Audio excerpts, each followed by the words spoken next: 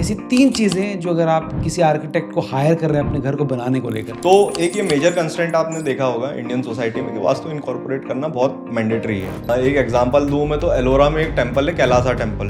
तो वो single rock cut से बना हुआ टेम्पल है, वो माउंटेन के बीच में है। अब कैसे बनाया होगा उसको उस समय के मेसन्स वगैरह ने जिस टेक्नोलॉजी से बनाया होगा, वो आज पॉसिबल बिल्कुल भी नहीं है, इतने मशीन और एडवांसमेंट के बाद भी। क्या आज का जो मॉडर्न आर्किटेक्चर है वो अपनी सोल को खो रहा है और ट्रेंड्स के चक्कर में भाग रहा है, बस कि ये ट्रेंड बना ले, वो ट्रेंड पकड़ ले? हर कोई अपना घर होटल लॉबी की तरह डिजाइन कर रहा है। ठीक है। ओवर लाइटिंग, ओवर आर्टिकुलेशन, सारी चीजें मतलब ज्यादा हो रही है एक्स्ट्रावेगेंट लाइफस्टाइल दिखाने के लिए। तो एक वो चीज है। Basically home is a place where you want to feel calmness, आपको कामनेस फील करना है, सुकून मिले, तो एक वो चीज होती है। तो क्या एक अच्छा आर्किटेक्चर जो है वो किसी प्रॉपर्टी की वैल्यू बढ़ा सकता है?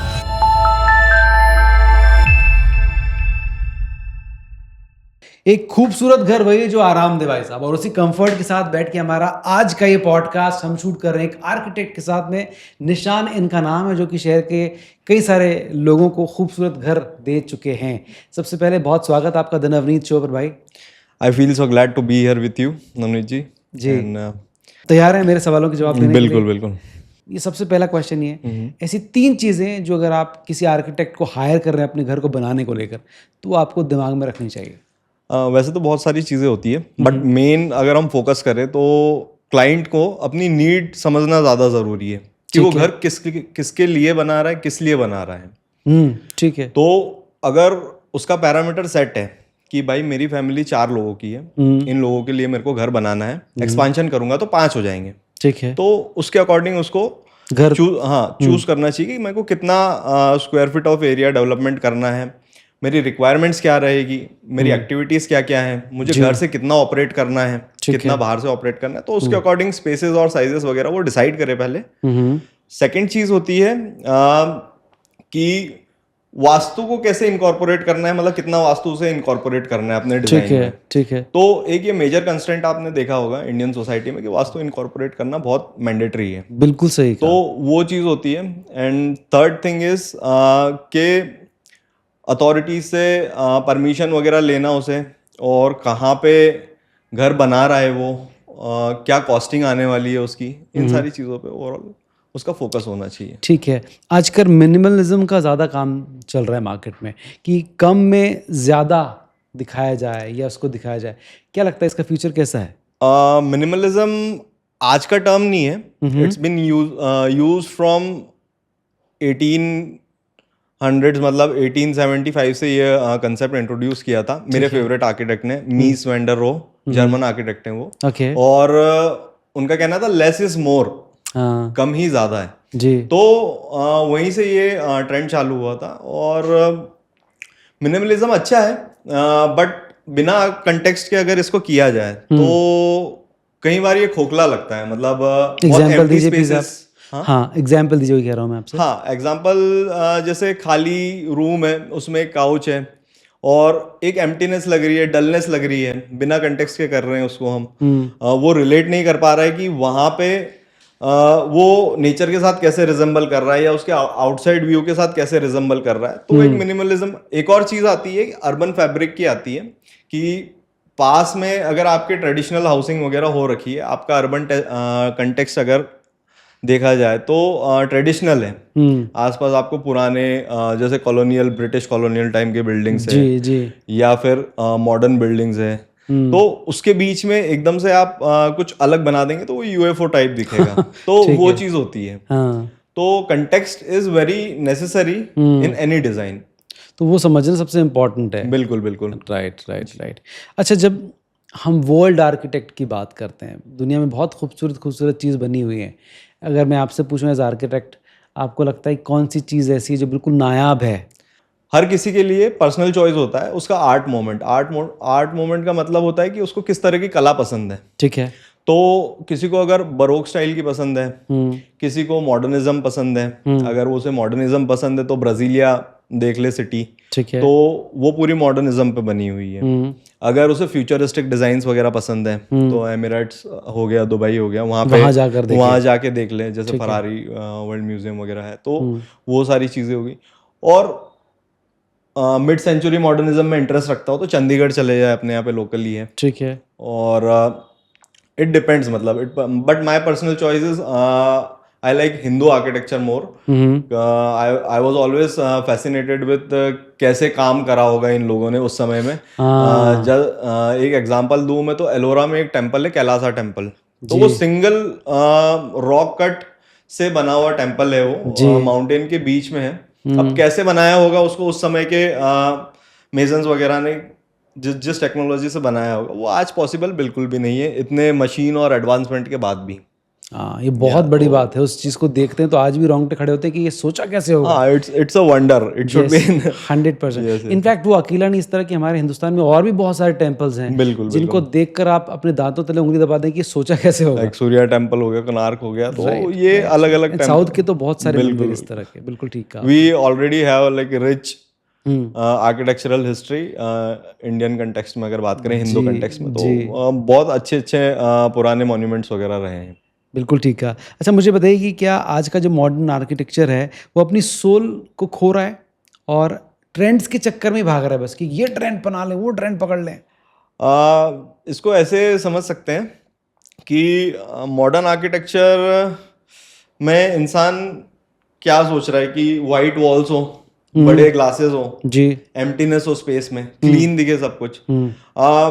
बट आई पर्सनली लाइक कि अगर हम पुराना अपना आर्किटेक्चर वगैरह देखें तो सोल होती थी बिल्डिंग्स में, लाइवली फील होता था, एक स्मार्ट लिविंग का सेंस होता था। तो वो चीजें अगर हम इनकॉर्पोरेट करें आज तो अच्छा होगा, मतलब। हाँ, ये आपने अपना पार्ट रखा, लेकिन मेरे ख्याल से इस चीज को इनकॉर्पोरेट करना भी जरूरी है जी। मतलब बिल्डिंग की सोल तो वही हुई कि एक पर्सन कितना एंजॉय कर रहा है अपनी स्पेस को, ठीक है, तो उसकी सोल कनेक्ट होती है बिल्डिंग से, या जो स्पेस को वो यूज कर रहा है उससे, ठीक है। तो it is very necessary that he connect with the space which he is living in.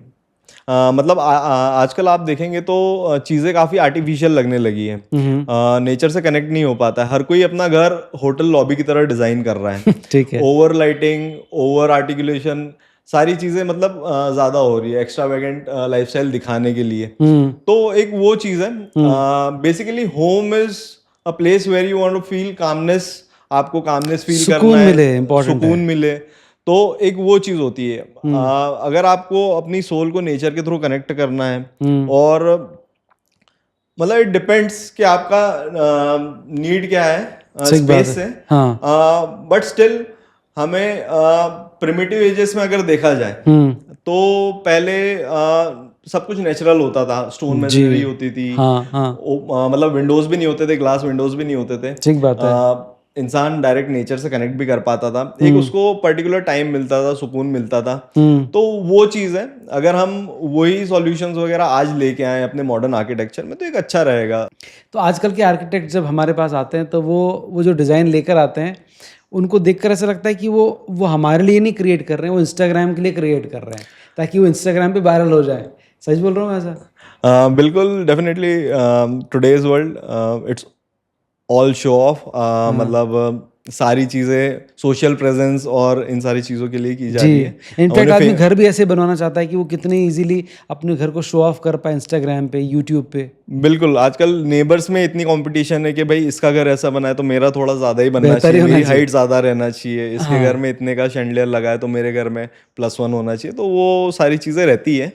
और इस चीज को ऐसे भी समझ सकते हैं कि एक ये ह्यूमन टेंडेंसी है, कंपटीशन रहता है ह्यूमन, उसके बजाय ह्यूमन को सोचना चाहिए, किसी को भी सोचना चाहिए कि अगर मैं मेरा घर डिजाइन कर रहा हूँ तो मेरे कंफर्ट के हिसाब से डिजाइन करूँ, खुद की नीड के अंडरस्टैंडिंग के हिसाब से डिजाइन करना चाहिए। कुछ लोग सोचते हैं खूब सारा पैसा लगा दें आर्किटेक्ट के साथ में तो बेहतरीन घर बन जाएगा, सही है? एक अच्छा आर्किटेक्ट वो होता है जो क्लाइंट के बजट में उसे ताजमहल बना के दे दे। अच्छा, हाँ, और ऐसा नहीं है, क्रिएटिविटी तभी निकल के आती है जब कंस्ट्रेंट होते हैं, प्रेशर होता है। तो अगर एक सर्टेन बजट में कंप्राइज किया जाए तो क्रिएटिविटी अच्छी निकल के आएगी और अच्छी डिलीवरी देंगे। तो ऐसा ज़रूरी नहीं कि बहुत ज़्यादा पैसा लगाया जाए तभी जाकर खूबसूरत चीज़ें बनाई जा सकती हैं। सिंप्लिसिटी और एलिगेंस नाम की भी चीज़ होती है, मतलब ज़रूरी नहीं है कि ज़्यादा पैसा लगाने से ही मतलब एक्स्ट्रावेगेंट दिखाने से ही कोई चीज़ खूबसूरत दिखेगी। अगर उसको जितना सिंपल रखा जाए उतनी अच्छी दिखेगी। तो क्या इस तरह से देखें अगर हम, तो क्या एक अच्छा आर्किटेक्चर जो है वो किसी प्रॉपर्टी की वैल्यू बढ़ा सकता है?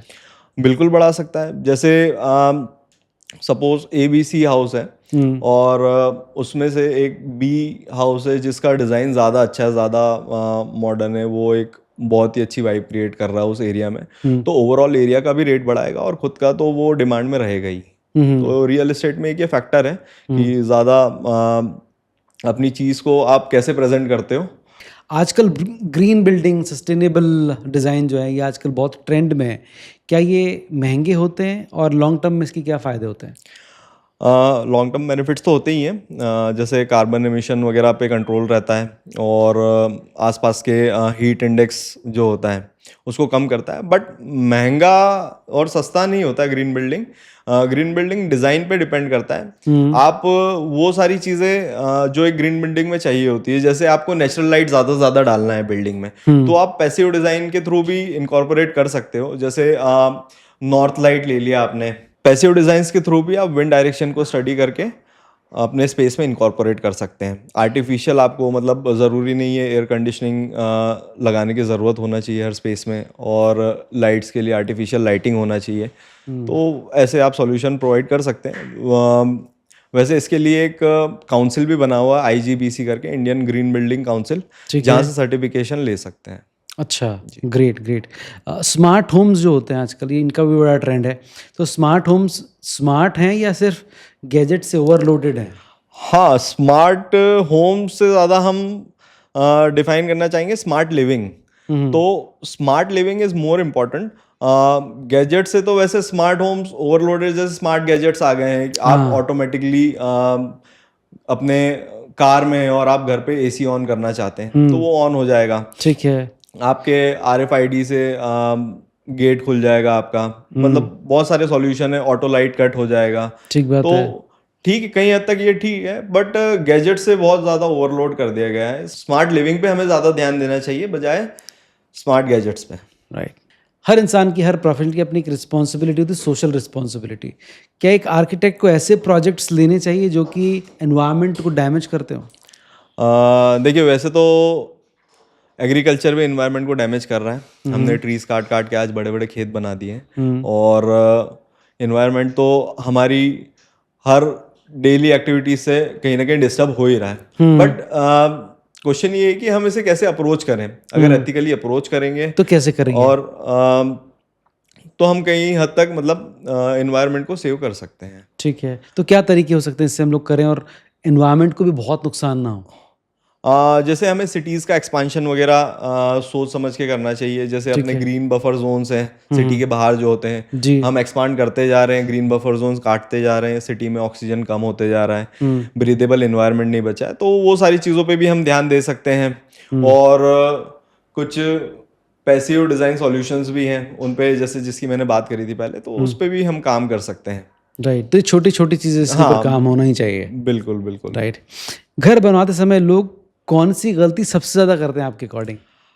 हाँ, घर बनाते समय इसमें मैं बोलना चाहूँगा कि इंसान को खुद की अंडरस्टैंडिंग होना चाहिए कि उसे एक नीड क्या है, और फ्यूचर एक्सपेक्ट्स को ज़्यादा ना देखते हुए उसे घर डिज़ाइन करना चाहिए। सेकेंडली मैं ये बोलना चाहूँगा कि गवर्नमेंट के बायलॉज हैं, MOS हो गया, जो कि कोई भी मतलब 95% ऑफ द टाइम्स कोई भी नहीं छोड़ता है। Tier 1 की छोटी सिटीज में और Tier 2 सिटीज, Tier 3 सिटीज में तो बिल्कुल भी फॉलो नहीं होता है। अच्छा। तो उससे एक अर्बन स्प्रॉल दिखता है, अर्बन स्प्रॉल क्रिएट होता है, बहुत ही अगली फैब्रिक दिखता है अपनी सिटीज का। तो वो एक चीज है, तो उस चीज को हमें ओवरऑल कंटेक्स्ट को सोचते हुए ध्यान में रखना चाहिए कि भाई मेरी एक गलती की वजह से काफी चीजें डिस्टर्ब हो रही हैं। और थर्ड है रोबस्टनेस। मतलब वो अपनी स्पेस को कितनी बार कितनी तरीके से चेंज कर सकता है। तो एक रोबस्टनेस होना बहुत ज़रूरी है कि आगे वो अपनी स्पेस को किस तरीके से प्लान कर सके। रोबस्टनेस को अगर मैं बोलूँ तो एक स्पेस को ऐसे डिफाइन करा जाए कि आज मेरी वॉल यहाँ पे है तो कल मैं दूसरी जगह वॉल क्रिएट करके दूसरा स्पेस मेरा बड़ा कर सकता हूँ या एक स्पेस छोटा कर सकता हूँ। तो उस चीज़ को और एक्सपांशन को ध्यान में रखते हुए उसको करना चाहिए, प्लान करना चाहिए। Right right right. आपके अकॉर्डिंग वास्तु और आर्किटेक्चर क्या ये साथ में चलता है या फिर लड़ाई होती है दोनों की? देखिए, हमें ये समझने की ज़रूरत है कि आर्किटेक्ट ही वास्तुकार है। अगर हिंदू कंटेक्स्ट में बात करें तो आर्किटेक्ट को वास्तुकार कहते हैं। वास्तु अपने आप में एक साइंस है जिसे हम धर्म से रिलेटेड करते हैं, since it's our native thing के भाई हम हिंदू है तो वास्तु पूजन और ये सारी चीज़ें होती हैं। हाँ, तो उसको but it has big science behind it. और उस चीज़ को हम ऐसे देख सकते हैं कि भाई जो वास्तु के हिसाब से हम डिजाइन कर रहे हैं, जैसे सपोज वायव्य कोण हो गया, वहां पे विंडोज वगैरह दे रहे हैं तो वहां से वेंटिलेशन वगैरह अच्छा होगा, विंड डायरेक्शन का फ्लो अच्छा होगा घर में। तो कहीं ना कहीं मतलब इन सारी चीज़ों का इफेक्ट पड़ता है। और 80 to 90% of the client in India demands vastu. तो वास्तु के अकॉर्डिंग प्लान आउट तो करना चाहिए, बट हाँ लॉजिक भी एक चीज़ है। अगर जहाँ पे लॉजिक कॉम्प्रोमाइज हो रहा है, सपोज स्पेस टाइट हो रही है, वेंटिलेशन कॉम्प्रोमाइज हो रहा है, लाइट हिंडर हो रही है, तो फिर वहाँ पे हमें वास्तु को थोड़ा ओमिट करना चाहिए अपने डिजाइन से। उसी के अकॉर्डिंग क्लाइंट को इतना समझ होनी चाहिए कि अपनी स्पेस कैसे प्लान आउट करें। थोड़ा बहुत मतलब किया जा सकता है। बिल्कुल थोड़ा बहुत किया जा सकता है। जैसे बाहर तो बिल्कुल भी फॉलो नहीं होता है, वहाँ पे सायोग्राफी और इन सारी चीज़ों पे ध्यान दिया जाता है। तो एक वो चीज़ है, वो भी हमें समझनी चाहिए कि स्पेस को इफिशिएंटली प्लान कैसे करना है और वास्तु को कितना इनकॉर्पोरेट करना है। Everything in balance is good. अच्छा, आजकल के जो डिज़ाइंस हैं वो पिंटरेस्ट के डिज़ाइन ज़्यादा लगते हैं, आप भी मानते हैं इस चीज़ को? हाँ, बिकॉज देख लिया, आके दिखा दिया भाई ऐसा कर दो। बिकॉज हर दूसरा डिज़ाइन एक डब्बा डिज़ाइन है, पिंटरेस्ट से उठाया हुआ है। मतलब कुछ तो पूरे चिपोफाइड है, कुछ मॉडिफाइड है। तो एक वो चीज़ है। बाकी इंस्पिरेशन लेना गलत नहीं है पिंटरेस्ट से भी। और हमें ज़्यादा ध्यान बीइंग अ डिज़ाइनर एक अंडरस्टैंडिंग होनी चाहिए कि क्लाइंट को क्या चाहिए, उसे हम वो डिलीवर करके दें उसके बजट में। हाँ, तो वो चीज़ों पे ज़्यादा। और आपका सपोज जैसे घर है तो आसपास के आपके अर्बन फैब्रिक को हिंडर भी ना कर रहा हो, आसपास के आर्किटेक्चर को इनकॉर्पोरेट करके उसके कंटेक्स्ट में बना हुआ है घर, और आपके अर्बन फैब्रिक को डिस्टर्ब नहीं कर रहा हो, इंडिविजुअलिटी क्रिएट नहीं कर रहा हो। ये ध्यान में रखना चाहिए। ग्रेट। क्या आपको लगता है कि हमको नए बिल्डिंग्स बनाने चाहिए या फिर रीयूज करना चाहिए पुराने स्ट्रक्चर को ही? डेफिनेटली अर्बन एरियाज में तो बिल्कुल करना चाहिए, जहाँ पे एक्सपांशन का स्कोप मतलब बिल्कुल खत्म हो चुका है और ग्रीन बफर जोन्स कॉम्प्रोमाइज हो रहे हैं, वहाँ पे बिल्कुल करना चाहिए। सेकेंडली हमें ऐसी बिल्डिंग्स या ऐसे ओल्ड होम्स जहाँ पे हेरिटेज हो तो उसे प्रिजर्व भी करना चाहिए, वो भी है। और एक और चीज़ मैं बोलना चाहूँगा, जैसे आजकल रीडेवलपमेंट का कंसेप्ट भी काफ़ी चल रहा है। राइट। हाँ जी, तो जहाँ पे पुरानी बिल्डिंग्स वगैरह है या पुरानी सोसाइटीज़ है एकदम जिनकी हालत जर्जर हो चुकी है, तो उनको नए बिल्डर्स को instead of buying land outside of the city they should occupy the society and rebuild over there. वहाँ पे FAR भी उनको ज़्यादा मिलेगा गवर्नमेंट की गाइडलाइंस के अकॉर्डिंग, और they can go higher and they can go for vertical development and create breathable environment in the city. AI आपको क्या लगता है, आपके लिए मददगार है या कंपटीशन या कुछ थ्रेट क्रिएट करता है? देखिए, everything has pros and cons. अगर हम AI को टूल्स की तरह यूज़ करें कि it's just a supportive tool, तो ज़्यादा बेहतर होगा। AI वैसे भी आपको ईजी कर देता है डिज़ाइन ऑप्टिमाइजेशन में, आपको डेटा एनालिटिक्स में और ऑटोमेशन वगैरह के लिए बहुत हेल्पफुल है। पैरेलली वो जैसे आपको AR VR रेंडरिंग्स वगैरह और ये सारी चीज़ों में बहुत हेल्पफुल रहता है। इससे आर्किटेक्ट को ज़्यादा स्ट्रेटेजिक प्लानिंग और क्रिएटिविटी के लिए टाइम मिल जाता है। So we should just use it as a tool, not the wife to rely on कि हाँ भाई ये पूरा करके दे देगा, और जनरेटिव कंसेप्ट्स वगैरह के लिए ही यूज करें तो ज़्यादा अच्छा है। कंपटीशन तो आप लोगों के लिए नहीं, बिकॉज़ एक ह्यूमन टच जो आपका इमोशन होता है, हाँ, बिकॉज सोल तो ह्यूमन ही डाल पाएगा। AI will be artificial itself, so artificial intelligence is there. जितनी देर में हम उसे कमांड देंगे उससे ज़्यादा इफिशिएंटली हम पेपर पे डिज़ाइन डिफाइन कर पाएंगे। और वो ज़्यादा इम्पोर्टेंट है, या लोग आपकी उसी स्किल के लिए आपको हायर करते हैं। Yes yes, that is the creativity. Right, thank you very much हमारे शो पर आने के लिए। एंड आई एम श्योर जिस तरह से आपने बहुत सारे अलग अलग चीज़ों को आज डिकोड किया है, किस तरह से एक आर्किटेक्ट को अपने प्रोजेक्ट पे लेकर आएँ और उनके साथ मिलकर अपने घर को और खूबसूरत बनाएं। थैंक यू वेरी मच हमारे साथ जुड़ने के लिए। Thank you Navneet ji. Thank you.